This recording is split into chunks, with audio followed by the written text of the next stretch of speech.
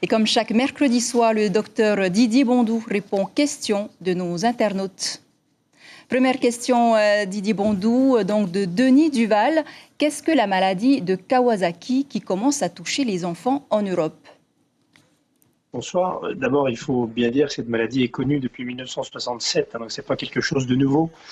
Il touche essentiellement les enfants dans la première enfance et très très fréquente dans les pays asiatiques comme le Japon. D'ailleurs, c'est là qu'elle a été découverte.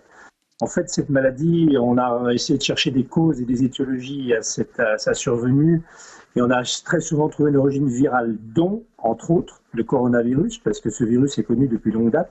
On pourrait dire qu'on pourrait comparer ça à la vague de Guillain-Barré qu'il y a pu y avoir ici sur le Fénois, en même temps qu'il y a eu le chikungunya associé à la dengue. En fait, on retrouve ce virus lors de la survenue d'une maladie comme celle-là.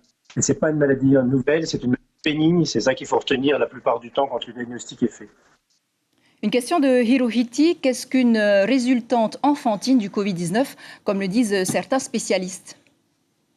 C'est ce que je dis, en fait, c'est pas du tout une résultante, on la trouve concomitamment au Covid-19. La survenue et la présence du virus va certainement faire qu'il y aura une recrudescence de cette pathologie du Kawasaki, qui est une pathologie qui est saisonnière, hein, et comme je le dis, qui est très fréquente. C'est étonnant qu'on en parle beaucoup en Angleterre et que j'ai pas lu de publication de Kawasaki survenue au Japon, et à mon avis, c'est là qu'il y en aura le plus. Cette fois, c'est Maëva qui demande « Peut-on craindre une deuxième vague compte tenu du faible nombre de malades de Covid-19 en Polynésie ?» Elle est toujours à craindre. Je pense que c'est pour ça que les responsables du pays ont fait en sorte de faire un déconfinement progressif et d'être très très vigilants à la suite des événements, en particulier à la venue probable de gens de métropoles ou d'autres pays dans les mois à venir. Je pense que les contrôles seront accrus, assidus et les surveillances également. Bien sûr, c'est à craindre. Une question anonyme. Faut-il désinfecter ces courses avant de les ranger ? Je crois qu'il ne faut pas non plus.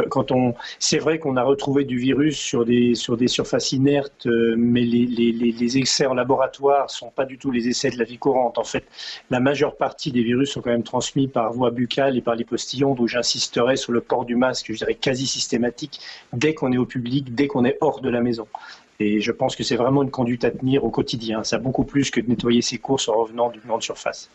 Enfin, une dernière question de Jessica. Quelle est la piste la plus avancée pour le développement d'un vaccin ? Je crois savoir qu'il y a plus d'une centaine de candidats vaccins dans le monde au niveau de ce virus. On doit s'attendre à ce qu'il y ait une résurgence un petit peu annuelle ou peut-être pluriannuelle de ce virus. Donc ils sont plus d'une centaine. Apparemment, il y a une équipe d'Angleterre qui est relativement avancée, qui peut-être proposera un vaccin pour septembre ou octobre, d'après ce que j'ai pu lire sur les publications. Les Chinois aussi sont en avance sur les virus et les vaccins. C'est sûr, ce sera probablement la solution à moyen terme.